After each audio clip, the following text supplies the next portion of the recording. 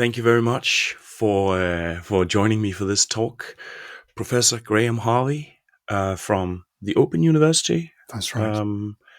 And probably one of the most influential people in bringing animism back on the academic agenda. I think that would probably be the right thing. Thank you so much for taking the time to talk with me here, and welcome to the channel. Thank you. It's a pleasure to be with you, and thanks. It's an honor to be interviewed for this. Thanks. Well, the honor is absolutely on my side. Well, it's mutual then. That's good. Yes, cool. As like, obviously, you are one of the people with perhaps the strongest perspectives on animism today in relation to academia, and that's what I would like us to talk about. And I'm basically interested in like the relation between animism and scholarship, like what the place of animist thinking in scholarship today.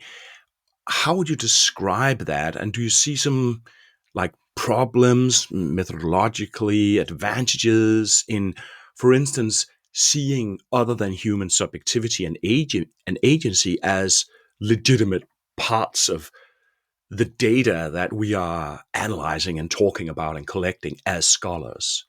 Was that a clear? Yes, clear good question. question? Yeah, very much so. I think in the last, shall we say, 20 years, maybe a little longer, I think things have changed quite a lot. So there's a number of overlapping academic fields, debates, engagements, which have shifted quite dramatically.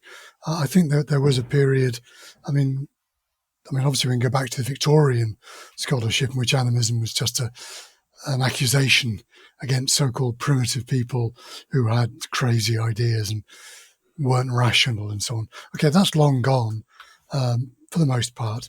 But even in the late 20th century, it was still like academics were still entangled with this fantasy of scholarly distance and a modern ontology in which humans were distinctive in some way.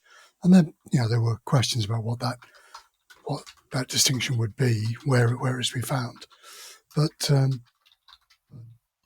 since things like the ontological turn, new materialism, and increased engagement with what we are calling animism, but also most significantly the rise of kind of a robust indigenous scholarship, mostly led by indigenous scholars, but also by allies and friends of indigenous scholars. I think things are very different. So now it's possible in lots of disciplines to think of animals and plants as having some sort of agency, intelligence, responsiveness, and certainly ethical needs and desires, rights, as well as responsibilities. So all of that makes it increasingly possible to talk about animism without sounding like, in the old days, going native or going mad even. I think it's a very different world for the most part that we live in now, academically speaking. What about, you mentioned animals and plants, and what about spirits and stones and these sort of things? Okay, yeah, well, yes, I'm. That's I guess where the challenge is for a lot of people, including me. So I'm quite happy with the notion that stones. Finding the problem really is finding the right language to say this in English or any European language. Do I want to say stones want something? Do they desire to be left alone, or they want to speak or communicate? I mean, never mind whether they can communicate, but do they want to communicate? Do they have the ability somehow to signal needs, desires, wishes, and so on? So it's very easy to talk about being respectful of stones. That when I walk down a path, I don't just assume that stones are inanimate objects there for my benefit, and I can pick them up and throw them, crack them open. I can do what I like. I want to, if I want to take a stone home, as many people do, whether they call themselves animists or not, pick up a pebble on a beach or some special place to you. I kind of think we ought to ask permission somehow and somehow expect some sign that it's okay. And maybe at some point we should take the stone back somewhere else, where it wants to go, or, they're complex enough, but I have a very different personal problem with the word spirit, that in English, and I believe in most European languages, it suggests, strongly suggests, invisibility, non-physical, non-material reality, or non-reality even. It's a spirits, even for those who, quote, believe in spirits, they're often understood to be invisible and totally different to the world of plants and rocks and humans and badgers and so on. Now, there's that, but also the problem that when you say animals, you understand that that's a big kind of umbrella category.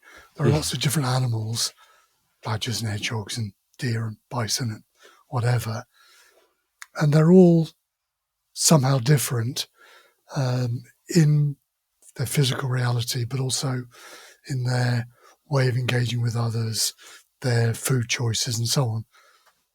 But we tend to use the word spirit as if the one thing that they have in common is invisibility and otherworldliness. Whereas for a lot of people who talk about those kind of beings, there are lots of different ones, and we can use words in English like elf and fairy, boggarts, brownies, maybe tree spirits, and so on and so on. And they're all very different, but we collapse them into this one word, and then I think we have a misleading idea that they are not visible, and their way of engaging with us is less empirical than other beings. So I know I'm kind of going round. It's very difficult to kind of say any of these things concisely. So I, in a lot of my work, have avoided talking about those beings, and then when I engage with a lot of indigenous scholarship, where people talk about thunderbirds, for example, or the shapiri that the Yanomami speak about in the Amazon and sing to and paint their bodies for, and all those things. They when you hear people talking about those beings, there's very little sense of that their invisibility is important. I mean, they're not often seen, but neither are hedgehogs. There are lots of trees that I don't see all the time. So, and more importantly, the shapiri and the thunderbirds do things that have very physical effects. They make sounds. they hear sounds. The Shapiri don't like the smell of white people, according to Dabi Kapanawa. They want various smells and tastes, and they want to be amused, and that makes them much more part of a this worldly reality than I think European ontologies have allowed for some centuries. Sorry, I've kind of gone round and round here. I don't know whether you want to but it's a super relevant and interesting question. So, but would you have like an idea that, for instance, specific concepts from other cultural contexts might be better than spirit? Like, for instance, Inuit sometimes use Inua, which, to the level I understand it, basically means relational subjectivity. They also call themselves Inuit. Yeah. And so, would it be better to have a word with that kind of semantic space to talk about those kinds of other than human subjects that we try to refer to with the word spirit? Yes. Well, I mean, that's in a sense why I've long used the phrase other than human persons, influenced by Irving Hallowell, who spent time with the Ojibwe in Manitoba in the early 20th century, mid-20th century, and was trying to convey an understanding to his Euro-American philosophical colleagues. So that phrase, okay, other than human and persons, I found very productive, but the word persons is heavily freighted with philosophical notions, and most people hearing that phrase, that word, think immediately of humans. So then you need a long explanation that says, persons doesn't just mean humans. We're not the only kind of person. So then, other than human persons, my problem then is that when I get into conversation with somebody and I say that, so and this is including people like kind of contemporary pagans, druids and witches that I talk with, and heathens, we often get into a conversation about land whites or the elves or other beings, and I go, no. When I talk about other than human persons, I mean hedgehogs and trees and rocks, as well as all those other supposedly other world beings. So it means we have to have these long conversations before I can simply use the word person. Or, I mean, what's happening now is a lot of people, again, indigenous scholars like Robin Kimmerer and many others, are using the word kin. So, and that works very well. But again, in English, when we talk about kin or kin groups, whether we're anthropologists or whether we're going to a Christmas party, we immediately think of human relations. So it doesn't really. So we don't really get too far without long explanations. Once we do, then with people who have kind of come to understand that they are animists in some sense, then we can just use these words very simply. I'm kind of reluctant to adopt too many indigenous words, partly because that's kind of might carry on the European colonialism, and partly because it too would need explanations. So, as you said, Inu can mean a subject, but subject sounds, again, too philosophical, too academic, when we mean beings around us. And really this shouldn't be difficult because most of us live with cats or dogs or fish or plants in our houses and in our gardens. We go for walks and we have trees or rocks or rivers that are favourite, and we say hello in some way, wave at them. There's some sort of etiquette, and lots of people do that. Even laboratory scientists who are trying to exclude all the kind of emotion and all of the supposedly extraneous stuff, and get to the one thing that causes a reaction in a laboratory. Even they, outside even in the laboratory, but certainly outside it, are kin to all these other beings, all these other relations. So it shouldn't be difficult, but this is the world that we live in, is still a conflict between our everyday kind of animistic way of engaging and our desperate efforts to be modern or to be more modern. And we're trapped in that. And that's academics, certainly, but everybody else. We want to be individuals. We're taught that humans are more important and that the rest of the world is, if not inanimate, at least it's nature, and it's there for us to extract some benefit from, whether it's coal or whether it's psychological benefit. And we need to get rid of all of that. We need to fight against that modernity, and say, okay, in our normal lives, we aren't really modern in that sense, and we should stop trying to reinforce it. Yeah, it strikes me that a part of this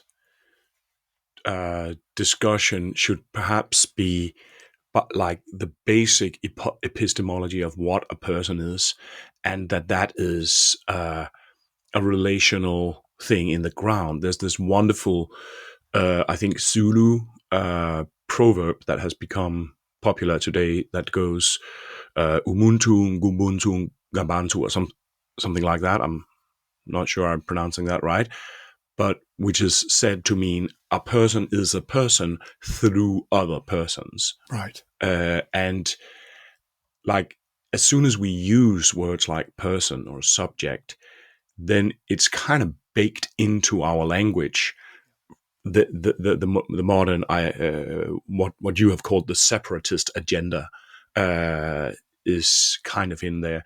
I remember reading you also referencing Anishinaabe language, that the word totem, when we get it into our language, it becomes, perhaps you didn't use those words, but perhaps it flows in the direction of, we are thinking about a spirit or something like that. But in the Anishinaabe language, it is never unrelational. It is always with a suffix or prefix that exactly. that. So you can't just say fox totem. You can say my fox totem, or maybe you could say fox totem. But yeah, because that's also relation between the totem and the fox, right? Sure. But sure. Yes, no, exactly that. That we've turned the word totem into some sort of symbol of human relations, only human relations. So the fox symbolizes us, especially the aristocracy. But yes, in Anishinaabe, you can't just say totem or totem. You can only say my totem, our totem, their totem, and so on. That has to have a reference to a group. But a relational grounding. Yeah, absolutely. It's a totally relational grounding, and it's a relation that's always larger than human. The foxes in your example are part of that clan, part of that kinship group, and therefore they're to be respected in particular ways. And that varies from group to group. So whether you can eat them, you can't eat them, you can hunt them, but only give their flesh or their fur to somebody else, and so on. Lots of rules around the appropriate ways of engaging with your other than human clan kin. So yeah, there are words like that, and I think European languages are enriched by many of the words that we have adopted from indigenous communities. So totem, Yeah. mana, and so on. Lots of these great words that taboo. I mean, I've said before, I don't know how Europeans could speak about etiquette or problems when we didn't have the word taboo, because it doesn't mean just sacred or profane. It's a much more dynamic thing. So yeah, our languages are enriched. Yeah. We just need to, if we're going to adopt indigenous words, we need to pay them respect, and we need to express our gratitude to the first speakers of those words. But there's also a sense that we can have this conversation about kind of human cultures and the way that we and others engage with the larger world, but this isn't alien to the natural sciences, physical sciences. I've just been rereading Lynn Margulis and Dorian Sagan's book Microcosmos, which is about the evolution of microbes, and that we only exist because microbes of many kinds, bacteria, change this planet to make it inhabitable by others. I mean, first of all, some of them caused the first mass extinction by shitting out far too much oxygen, killing all the creatures that couldn't live in oxygen, and we couldn't either if it was too much of it. And then evolution took off again, and bacteria evolved to use oxygen, and we only live every day, every breath, because inside what I think of as me, there are bacteria and other microbes taking the oxygen that comes in through my lungs and making it available in my blood and then into my nerves and everywhere else. Really? So, yeah, absolutely. I thought the oxygen diffused through the membranes in the alveoles in the lungs. Yes, but not without some sort of bacterial help. Okay. Wow, that's amazing. So there's all sorts of bacteria going on, and that's just, I mean, the oxygen becoming available, the nutrients that come in our food, broken down by bacteria, and yeah, all of those things. And then that's the bacteria inside our guts and bloodstreams and so on. But there are bacteria who live only in our eyebrows, only in our inner elbow crook. And you go, what would it be like if they weren't there?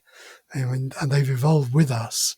So we are symbiotic or holobiont beings. Yeah. We are immediately relational, multi-species communities. Yeah, we're communities of beings. Yeah. Yeah, and we couldn't. So that book, Microcosmos, was first published, let me check exactly, 1986, but I thought it was earlier than that. I think there's an earlier edition of this. Anyway, Lynn Margulis has been a very important scholar in this kind of field.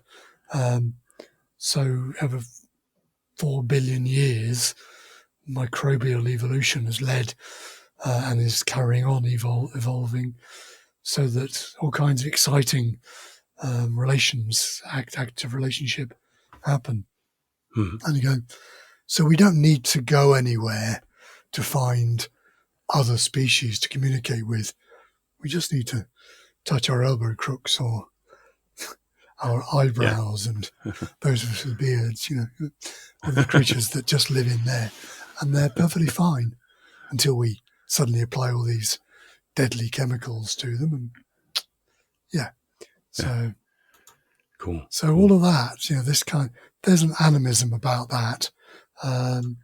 And that may not be the word that those scientists want to use, but there's that effort to be respectful of these species who make life possible. Yeah. In this extremely literal way, Yeah. like our breath. Yeah.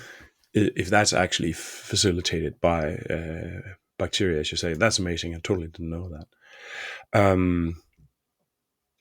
I'm also thinking about, like, when you just referencing back a little bit to the totem as a symbol that I think that I totally adopted your concept of the separatist agenda that is somehow baked into, and I think that this separatist agenda tends to move us into representation when we think about stuff, where like Marshall Salins in his last and I think quite amazing book really puts a lot of work into how we can flip our way of understanding into immanence. Yeah. And Tyson Juncker is also talking about representation and some of the problems of being in representation mode, or when we, for instance, understand or engage the world. Yes. Do you have any thoughts about this thing? Yeah. And again, it's one of those things that's throughout our Western, modern, whatever we call that, our culture, global culture now. So we automatically convert. We understand things to be representations. So I might, when I get to cross a border, an international border, say, "This is my passport. This is me." I show my photograph and I say, "This is me." But we hear that to mean this represents me. But in a sense, this is me. So this is deep in the creation of the modern ontology or epistemology, or both, that the conflict between Protestant and Catholic Christians led both Catholics and Protestants to think of statues and paintings eventually as being representations of the saints or the divine. So initially there's an absolute divide between them, and then official Catholic and Protestant teaching is that statues and paintings represent these other beings who are beyond those physical forms. And that's influenced our way of looking at art of any kind. So, in fact, to even say art suggests representation rather than... so when people start worrying about looking at indigenous painting or tattoo, they worry about, is this art or is it something else? Because it's not representing. Yeah. It is the thing. So I have some Aboriginal art on my wall, and I know that those paintings are the place that in English I would say they represent a place, but in Aboriginal languages they are the place. Yeah. But so is the painter, and so is their clan, their totem, their emu, or these are all the same in different shape, a different form, and that's mind blowing. And I don't, we can't suddenly convert ourselves into that way of engaging with the world, but we are shifting that way to saying, this, I am part of this land. I am this land. I mean, my teeth still have the water in from the place where they came from, where the water I was drinking when my teeth started growing is in my teeth now. And you go, I am that land. I am the food that's grown here in my garden is me and I'm it, and yeah. So I think that one way of moving towards that way of understanding and engaging the world is to stop talking and move into ceremony, because and like I studied for my PhD, I studied and, well, I would say learned from, actually, knowledge keepers in Afro-Brazilian religion, and they actually practice, because they speak modern Portuguese. It's a modern language that probably has the separatist agenda in it in many ways. So they control communication in a lot of ways. There's a lot of don't speak about things, and what did they call it? Talking too much is a main cultural value that you should avoid talking too much. And that does not that they don't speak a lot and flirt with each other and have a good time. But when you're talking about the ceremonial content and the knowledge that is, I would say, imminent in those ceremonies, then they avoid talking about them, to keep the ceremonies potent. Yes, and I think it's no accident that ritual and ceremony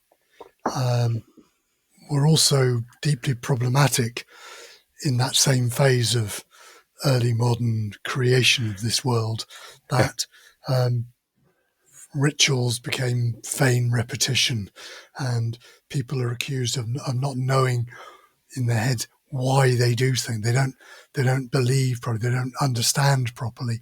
They're not thinking straight. They're just doing these actions.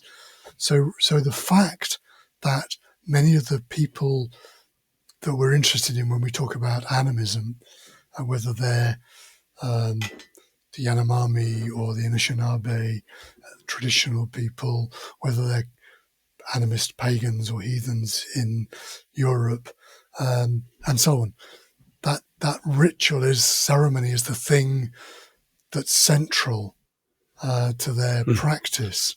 So whether it's every day, the kind of etiquette of some sort of greeting to a tree or the directions, or getting up and seeing sunrise. I mean, anybody can see the sunrise, and yet it becomes central to what many of these animist people do, whether it's a particular sunrise or every day for some people, and to make ceremony the thing, and often not explaining it. I mean, I've been in ceremonies where there's been absolutely no explanation, and I've gone away wishing there was a bit more. What have I just been involved in? And I bet I've been in lots more ceremonies where people have spent so long explaining it, but I just feel I've had some sort of, I don't know what, psychological therapy or something. I've been preached at, and it ruins the act, the doing, and it makes me concentrate on the other humans explaining things, representing the spirits, or rather than, okay, let's just try this. Let's just move around a circle. Let's face in a direction. Let's touch the ground. It doesn't matter what you think it's about.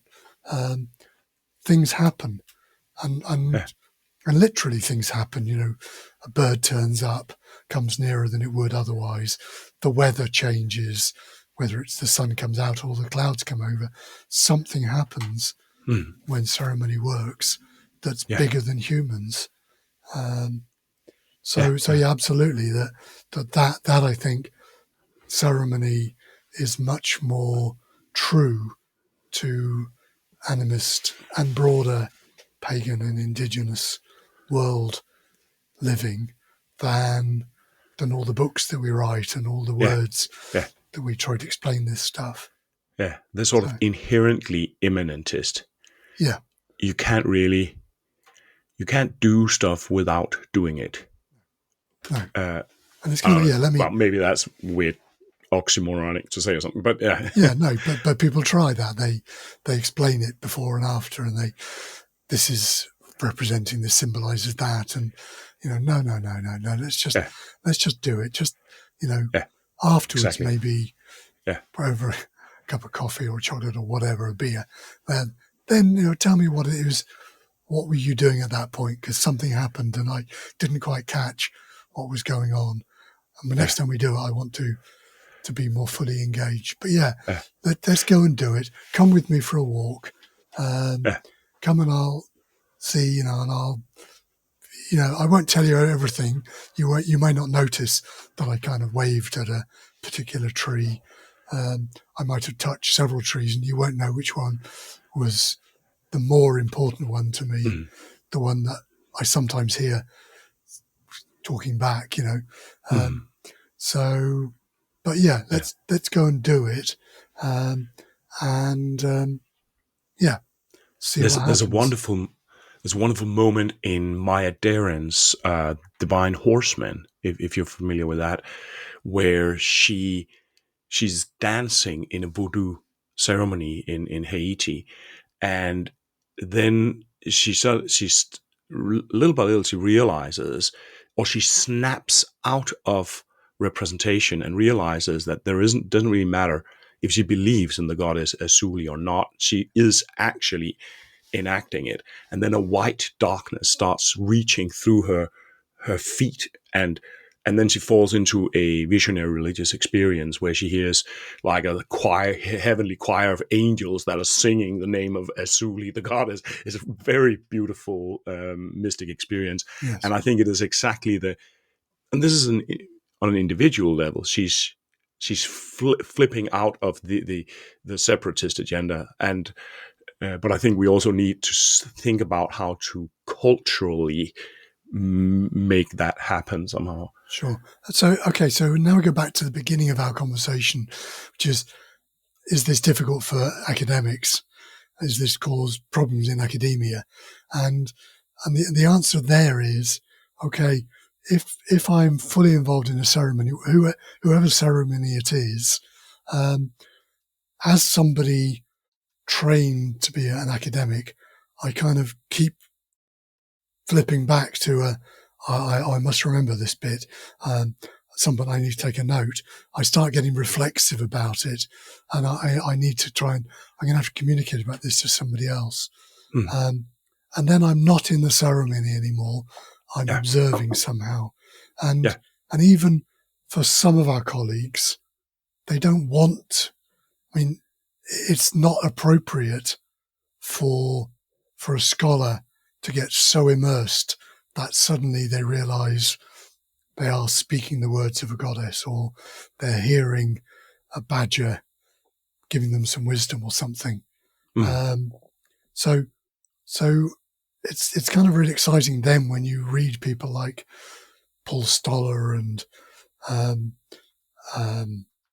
others, lots of others, but particularly indigenous scholars who they know that this is a problem for some academic colleagues, but for them, that's the problem is that other people have a problem. The problem is the modern separatism, and they're going, so just get over it. This is what happens. Yeah. The real world is about relations. And if it's okay for, in Margulis, to talk about bacterium and relations as relations, and it's okay for Donna Haraway to talk about cyborg relations, then the rest of us should get used to saying, okay, things happen when we engage with this amazing multi-species relational world, and we stop trying to be individuals. So the answer to your first question really is yes, it's a problem, but only a problem if you want to keep reinforcing and policing this boundary between the modern effort to be separatist and supposedly objective and all of that stuff. Yeah. No, I feel that I'm getting policed. I'm getting policed in scholarship, but things are also changing, and they're changing quite fast in our time. And like we're both historian of religion, right? You also, and in his history of religions, at least here, it's difficult. But there are other kinds of scholarship, and I experience, for instance, that artists are the first to really reach out and engage, for instance, with the stuff I'm presenting. Yeah. Artists are really so. Artists and performers who Yeah, kind of get that, even if an artist wants to start out by representing something. I mean, if they're yeah, not just doing, here's a painting to sell of a local tourist spot, at some point that the deeper relation with the place they keep going back to paint or whatever must affect them. Their effort yeah, to portray, yeah, to put the world or a part of the world into a different form yeah, is a relationship. So yeah. yeah. I think it might also be just because artists are free thinkers, and I think basically or I've been thinking that perhaps they're like a little bit of the do you call it canary in the coal mine for Oh, yeah. where the world is going. Yes. Yes. So I don't know if that's a good expression, but Yeah. No, it's nice. It's good. It's yeah. I think you're right. I mean, they're and again performers of different kinds, yeah, ritualists of different kinds. I mean, okay. cool. Yeah. Let's perhaps move to the next question. It's Right. super interesting, but I feel we could have like just open one question and go on for a very long time. Like you mentioned a couple of times here, indigenous knowledge and indigenous scholarship, and there's a lot of like social focus on indigenous knowledge today, also in like large scale policy making and these sort of things. And part of what I have been trying to do is kind of almost playfully actually say, can we take indigenous knowledge as a discipline and use those ways of thinking on our own cultural background as majority persons? Then it's not indigenous knowledge anymore because we aren't indigenous, but the same kinds of knowledge is in our cultural heritage. And um, I mean, can I just hear what you think about that whole project? Also, in terms of pitfalls and promises, problems, like what do you what is your advice to me?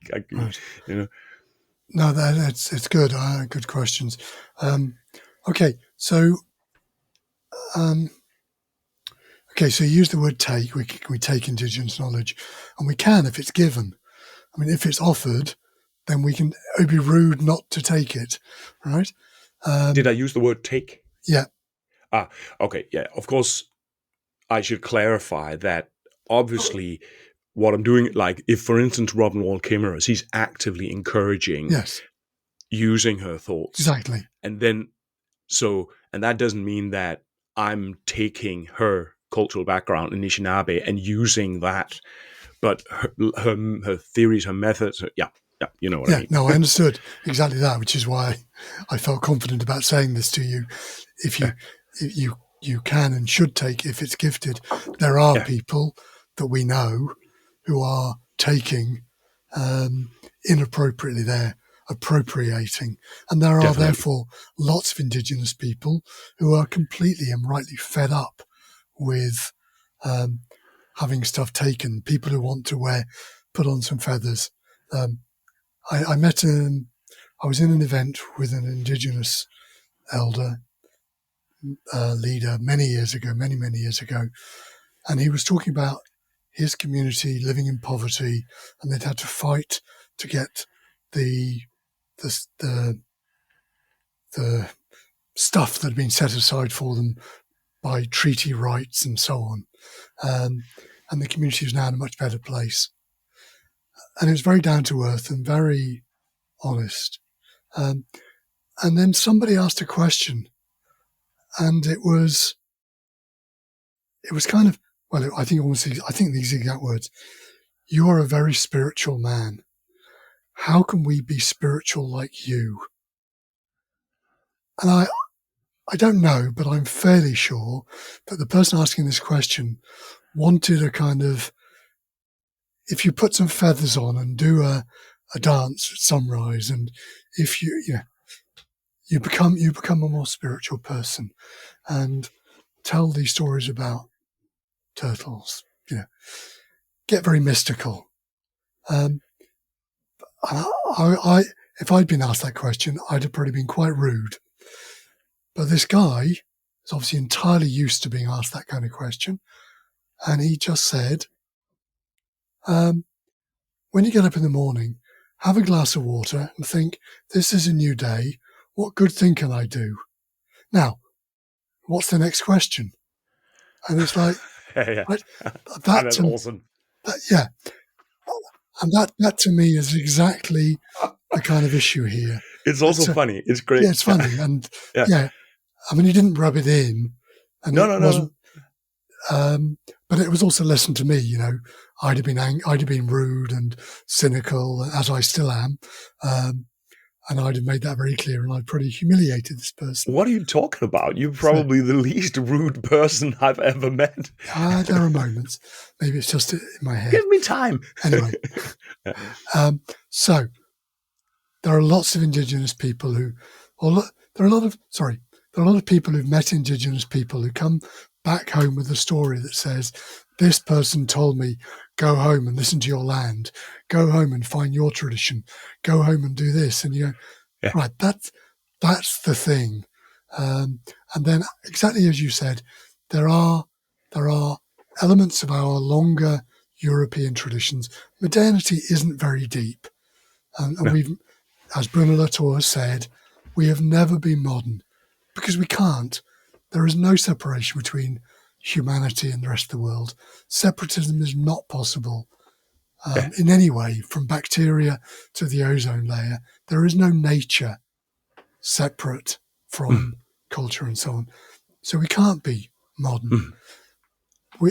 Our deeper traditions, which are many and various, and they are being kept. I mean, now I get a bit mystical, but those traditions are being kept by the trees and the hedgehogs and so on. They're celebrating the days as they get longer and shorter. They respond to the weather. They're grateful for what they get, and so on. They negotiate the community. So we've got used to the idea that blackbirds and other birds are individualist, fighting for their territories. When they sing these songs, they're saying, this is mine. But they're not. What they're doing is saying, okay, this community that we live in, all of us, okay, there are bits that this is where I'm going to get my food. And your bit, you can visit this, but not for the earthworms. They're for me. I mean, they're overlapping lands, and they're singing harmonies and discords, and they're not competing individualistically. They're negotiating appropriate borders between the bits of this land in very respectful ways. So our traditions do that too. We have all these words for these otherworld beings, spirits, whatever we're going to call them.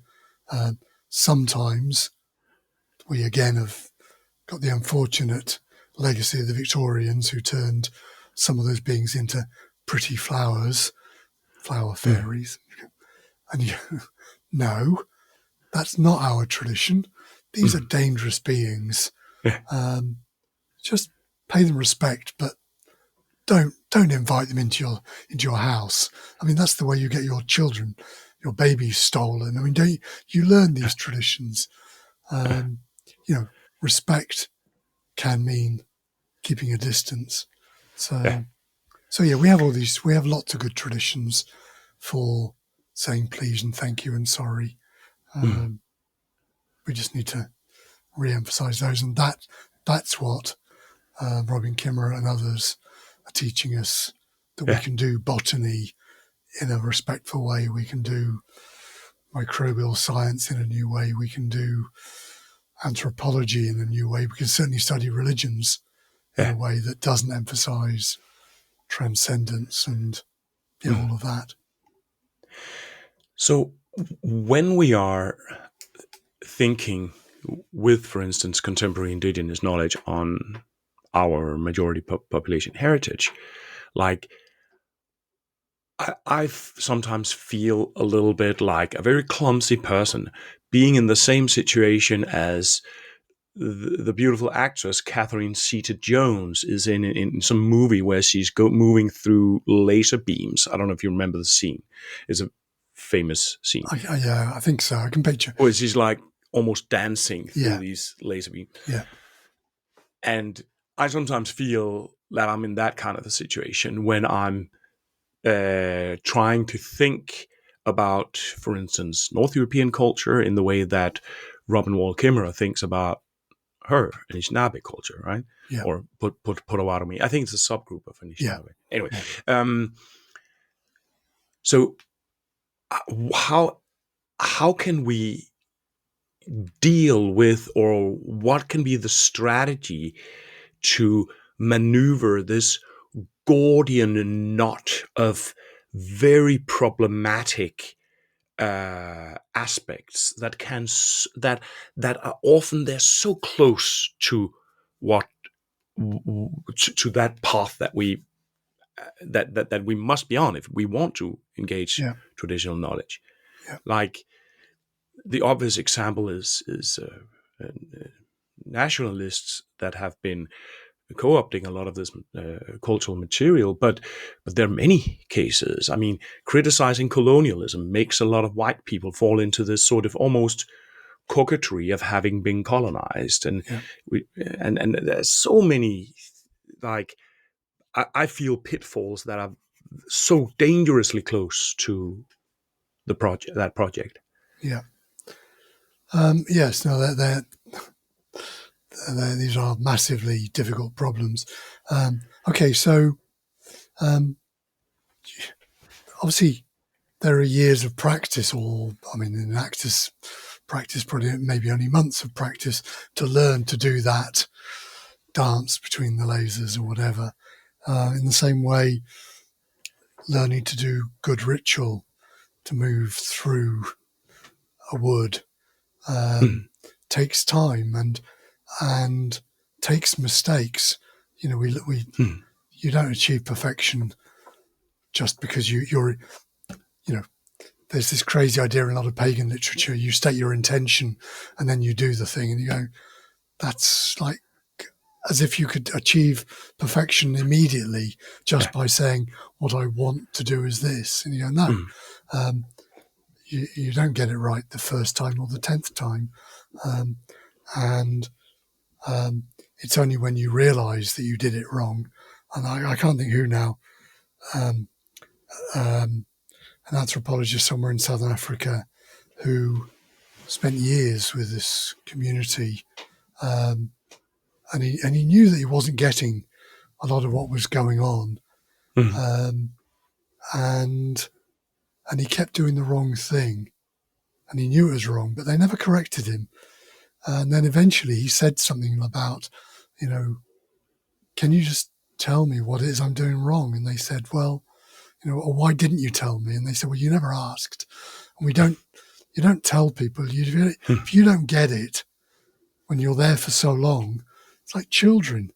You know, you don't yeah, keep telling them that if they don't learn, then they're going to grow up being antisocial and getting it wrong. So we need to keep learning, and we need to keep being aware that we're making mistakes and learning from them as well. So I don't know that, you know, having, you know, you and I know we've got a lot of resources in mm, European cultures for a lot of this, you know, botanical knowledge, the Anglo-Saxon nine herbs charm. mm, There's a lot of good stuff in the Havamal and so on. but they come from they also come from a different world. We can't just, like with the Nine Herbs charm, we can't simply remove the Christian bits. We've got to kind of learn things and do things and relearn our botanical knowledge, and we do that with the plants. So yeah, there are a lot of pitfalls, and I'm less worried about people being offended when we talk about colonialism, because European modernity is still thoroughly colonialist, and Yeah. a lot of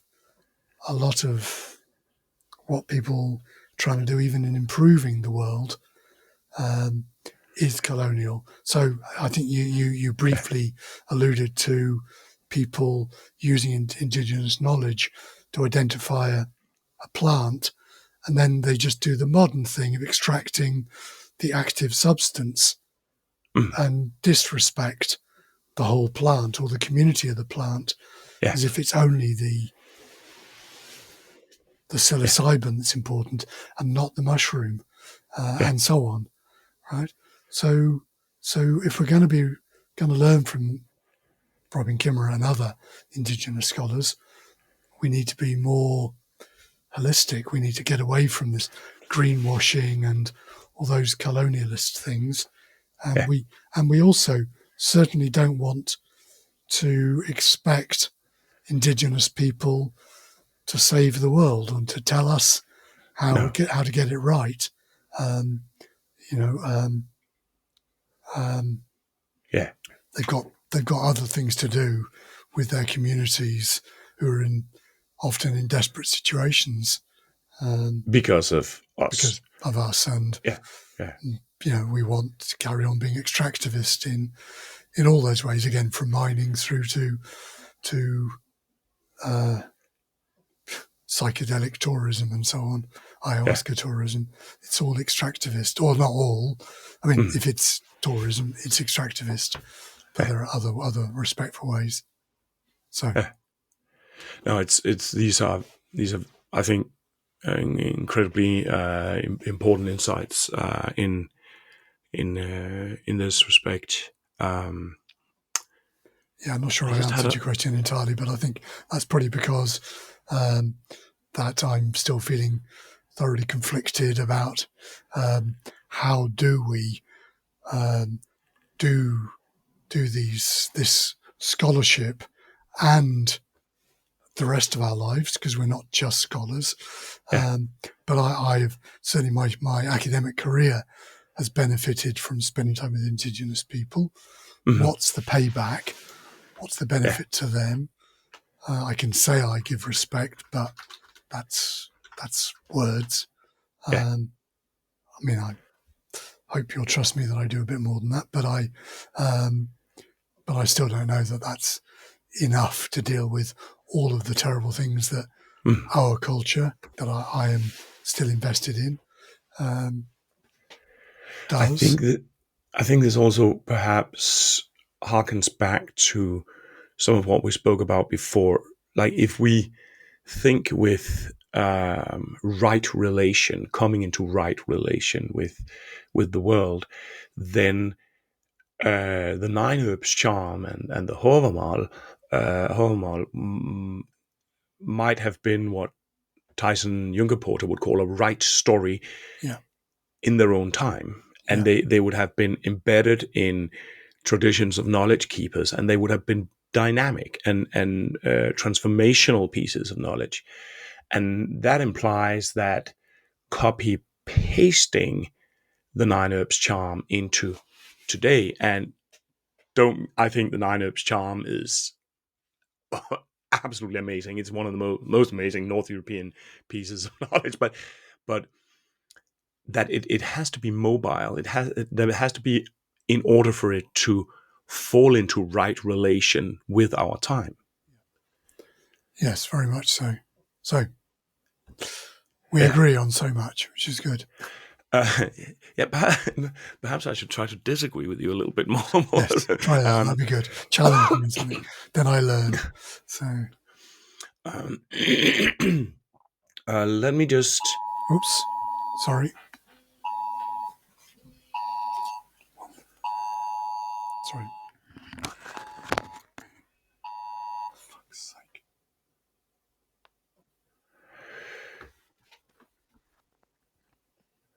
So, Cool. my mobile provider deciding to test an emergency call. Please. Like, Cool. If we assume that indigenous knowledge actually does hold some sort of promise for less destructive modes of human being in the world, um, then doesn't it also become a kind of an obligation of scholarship, actually? Not just of us as private persons or perhaps animists or pagans or however we identify, but also in scholarship, a moral imperative for scholarship to play a role in somehow channeling the insights that can lead toward less destructive human culture basically into our societies.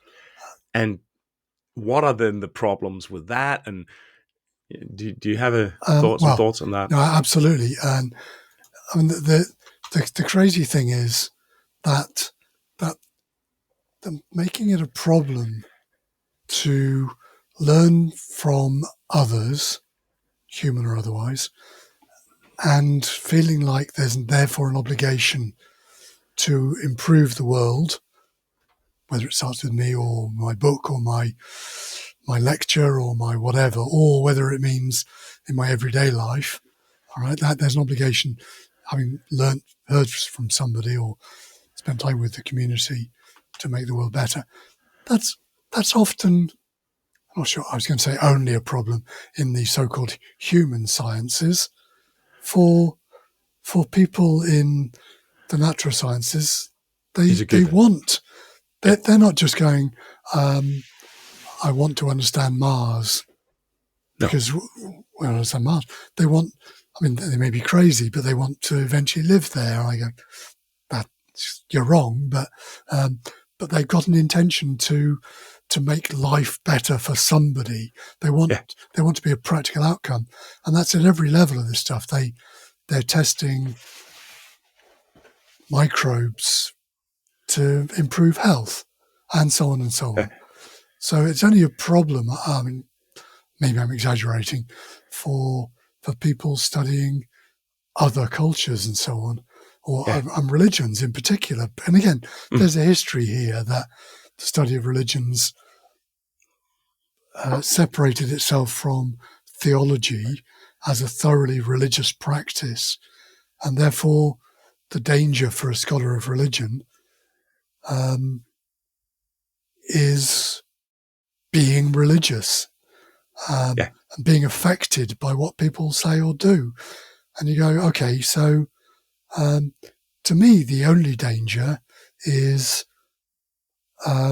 thinking that only this group of people that I spent time with have taught me something that I need to learn and practice.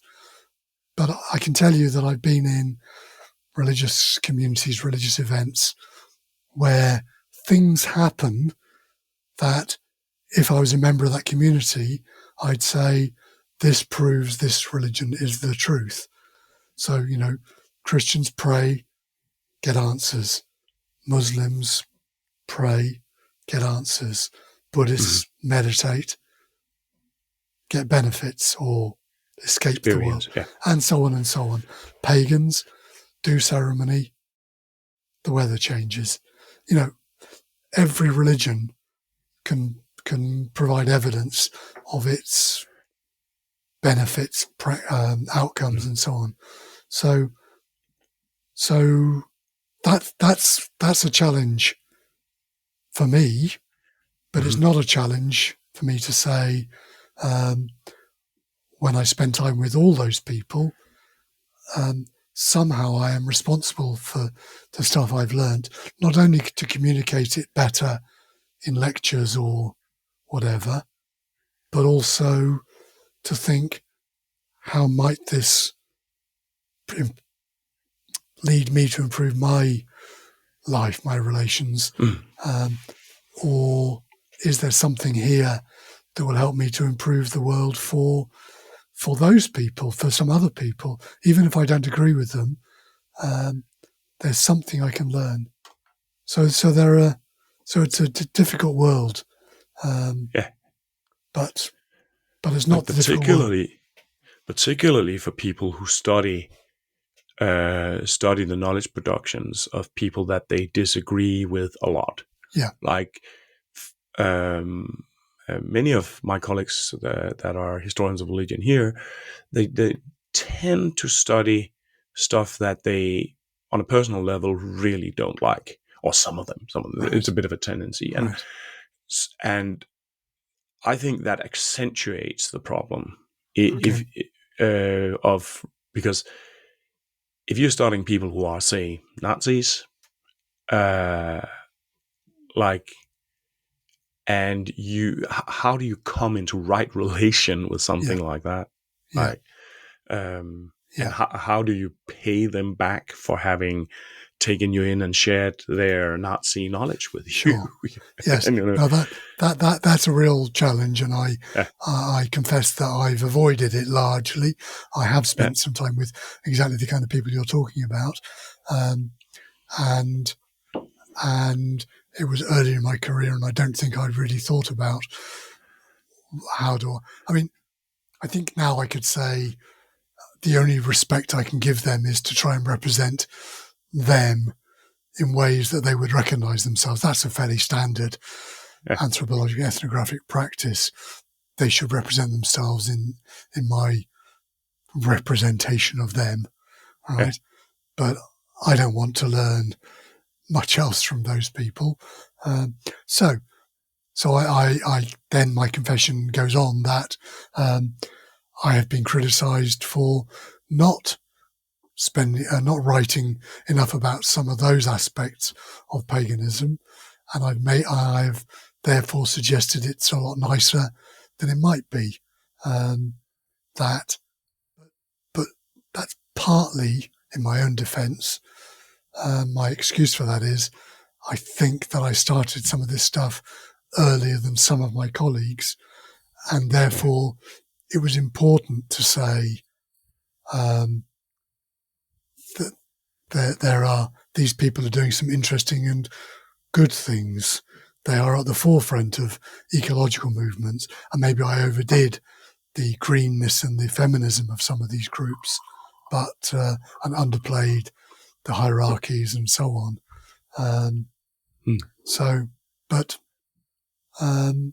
Now it's much easier for people to write those things because we've got a foundation in a basis that says, okay, this is going on. But my colleagues who study Christianity, or my immediate colleagues, happily, some of other scholars who study Christianity, they're still talking as if Christianity was lovely and if only people understood this. And, they accuse polytheists of having deities that justify all the unpleasant parts of humanity. And you go, really?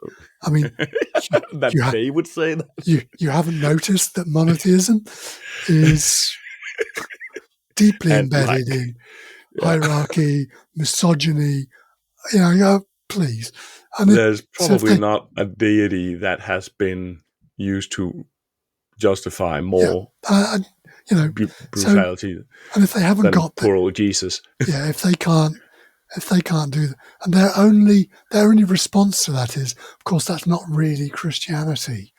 You go, well, okay, then if it isn't Christianity, then neither is the stuff you don't like really polytheism. Athena didn't say go and slaughter the Trojans. It's just you can't do that. You've got to accept. But my point is, if after nearly 2,000 years of Christian study of their own traditions, if they can't represent the dark side of their traditions, shadow side, whatever we're going to call that, then don't blame me for portraying paganism as being nice and occasionally fluffy. Yeah. I'm not going on about some of the crazy people I've met. So, but no, I just said that out loud. So, but couldn't you? I remember reading your you describing Maori culture about different kinds of relating, where one of these relationships is enmity, yeah, conflict, and like, couldn't you say that? Like, and for some reason, I'm thinking now of the British scholar Ross Downing, who is also a pagan or heathen, and he is studying right-wing heathenry, yeah, and he is also a heathen himself. So I think you could.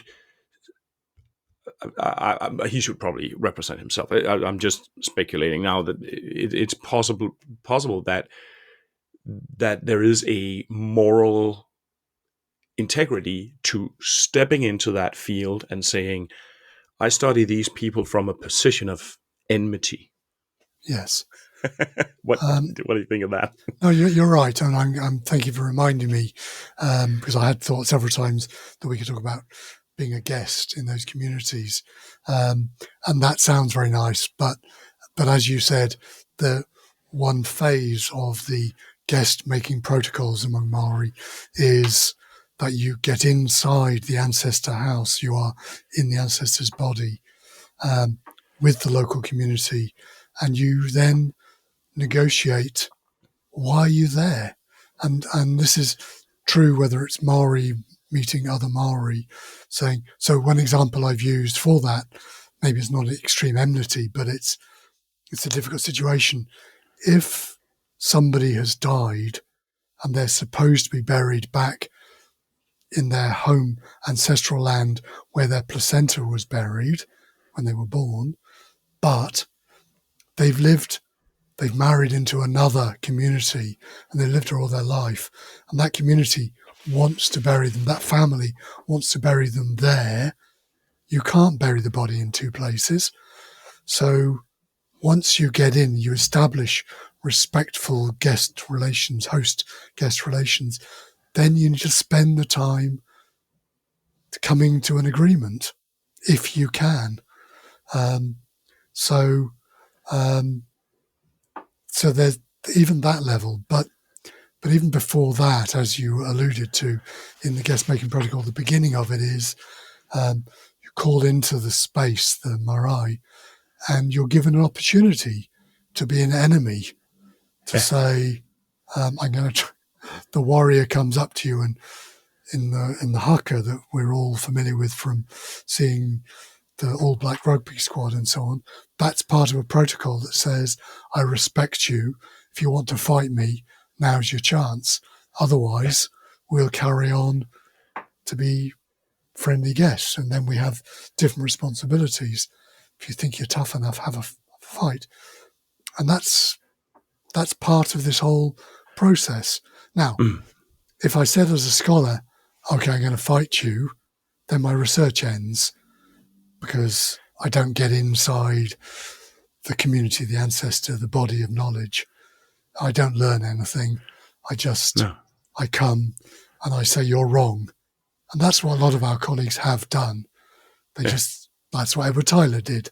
He knew that animism was wrong and he didn't learn anything much. But when you get into the community and then you say, hang on, are you sure about this? My understanding is so and so. You try and do that in a respectful way, and you may never come to a full agreement. But that's the effort. And yes, then I have great respect for people who do study with Nazi heathens or misogynist druids or trying to pick examples here of people that I have met. and so on. But that they're around, Yeah. and you kind of go, okay, what is it? What can I do with what I learn from those people?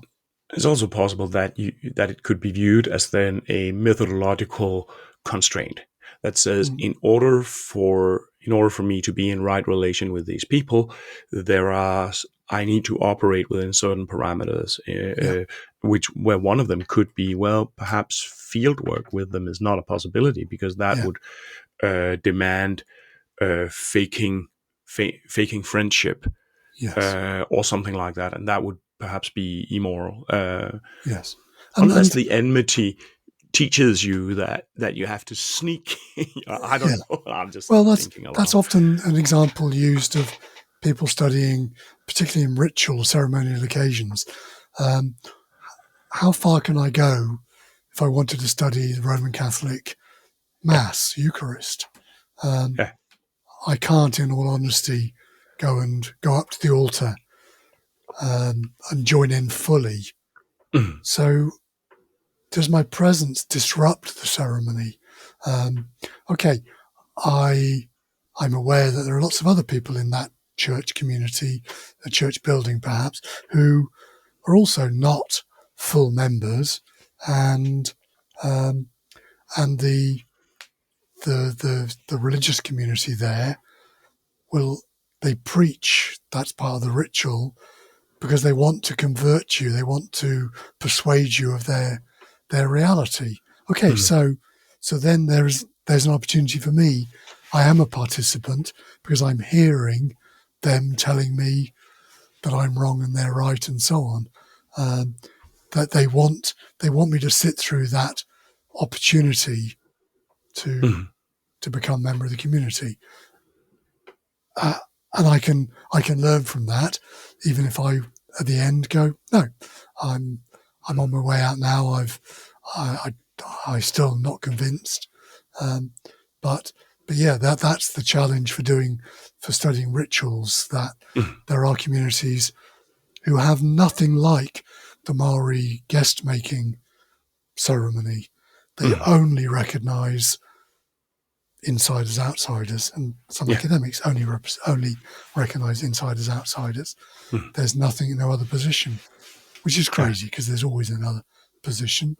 But yeah, communities that only want to convert you or condemn you as a heretic or whatever, they're very difficult to research in.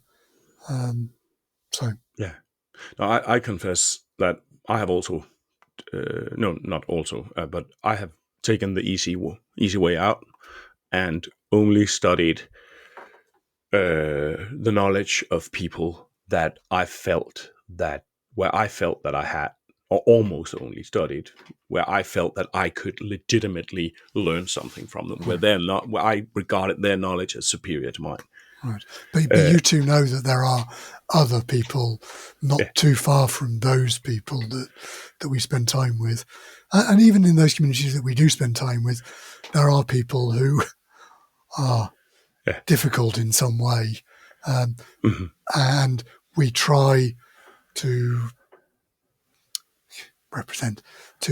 include them in our understanding of that community. We're not purely representing the nice, fully ecological, spiritual, fully animistic community and all that stuff. Totally. So we're honest enough about that. So cool. Do you have other questions? Because I'm going to have to go reasonably soon. I have one more question. Right. But so we can.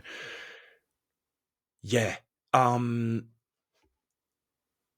sometimes thinking about how animist thinking is moving in our time, and how it's moving into also different religions. For instance, you see Christian theologians who are producing Christianity as an animist form. I have a friend who's a rabbi here in Copenhagen who is thinking actually with Nordic land connectedness in trying to think with Judaism and Yeah. And also sometimes I see more problematic tendencies where stuff that I would perhaps suspect of being greenwashy, where you have all of a sudden you have these kind of leadership consultancy that are being sold, and it's projected as being perhaps animist or indigenous or these sort of things. Sure.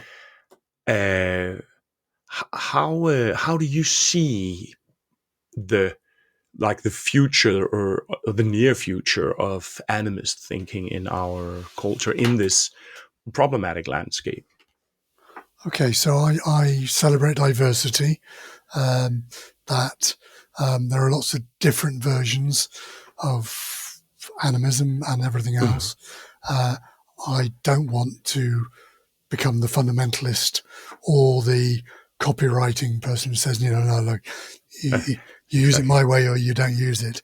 No. So I know that there are different people, pagan animists, who mean very different things. Some of them are absolutely focused on spirits and transcend otherworld and the goddess and whatever. And then the animists who are interested in plants and so on, and that's their focus. So that's great. I would like there to be a conversation in which we enrich those practices and so on. But it is amazing. I mean, there's a great website called Christian Animists, and there's a great book by Murray Ulstadt on the Hebrew Bible and environmental knowledge. Is it called environmental knowledge? Which is a reading of the Hebrew Bible as a largely animist text. That's great. I just go, wow. So there are a lot, and animism of the kind that you and I celebrate. That there are these relations between humans and the sun and the earth and the plants and the poetry of the Book of Psalms isn't about representing. It's not a metaphor when it says the hills clap to praise God. I mean, okay, there's a metaphor. They've got hands, but the hills are doing something, right? Mm-hmm. This is animism.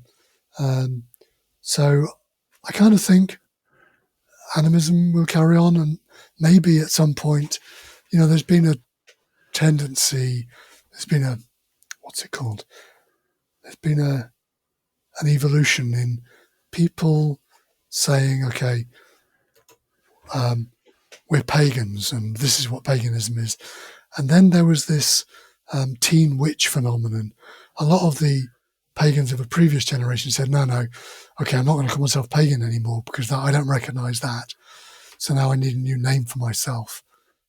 And these things keep evolving, that what the word pagan means changes, and just as any other word changes. And I think animism will carry on meaning new things.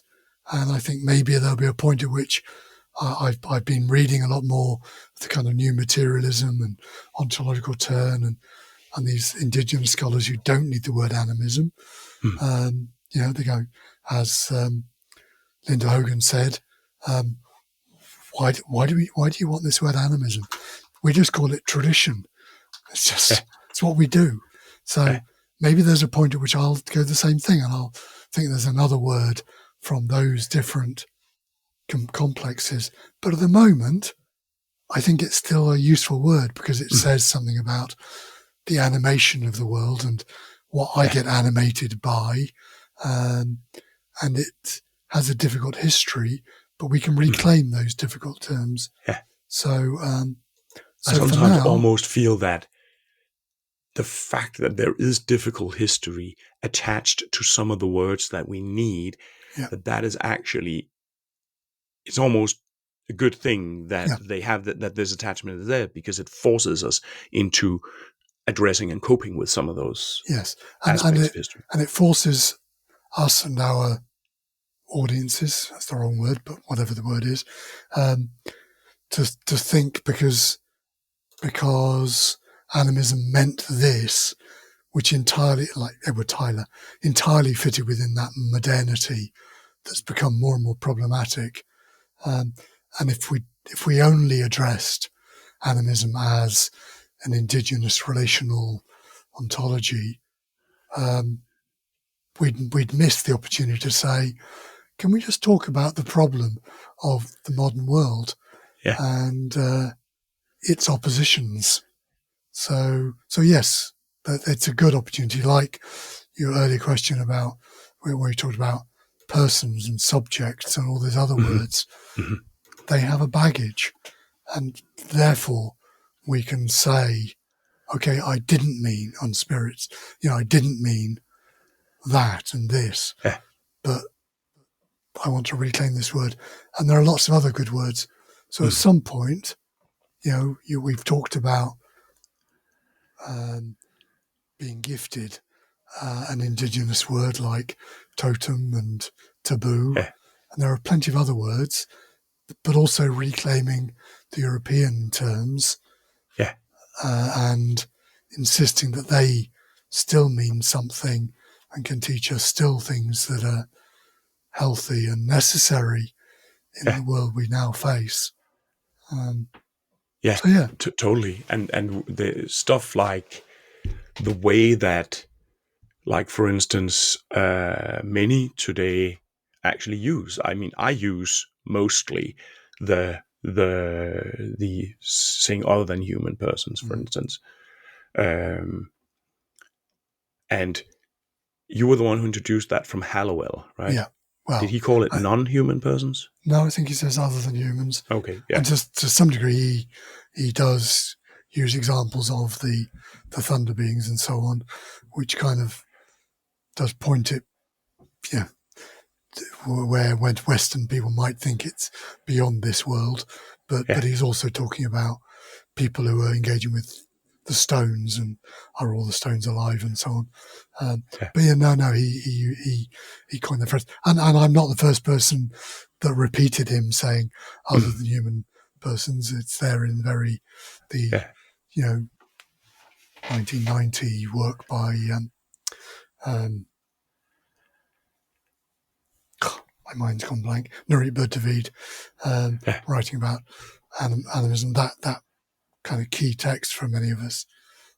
So that text has also been absolutely decisive for my work. Yeah, cool.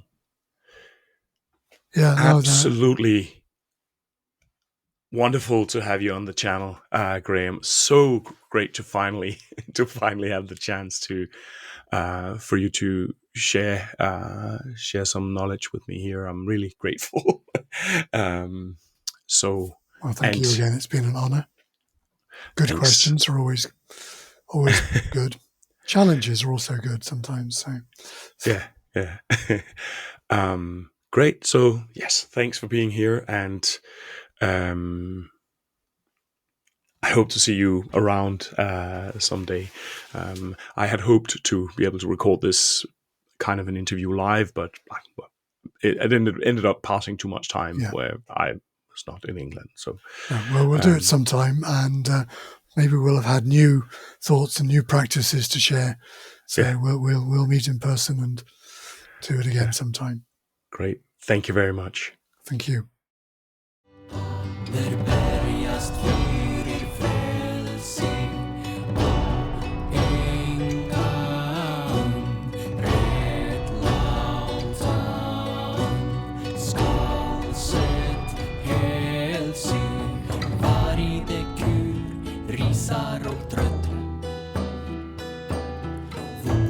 Strismen ganga og vøtl Varide kur risar og trøtt Våknade strismen ganga og vøtl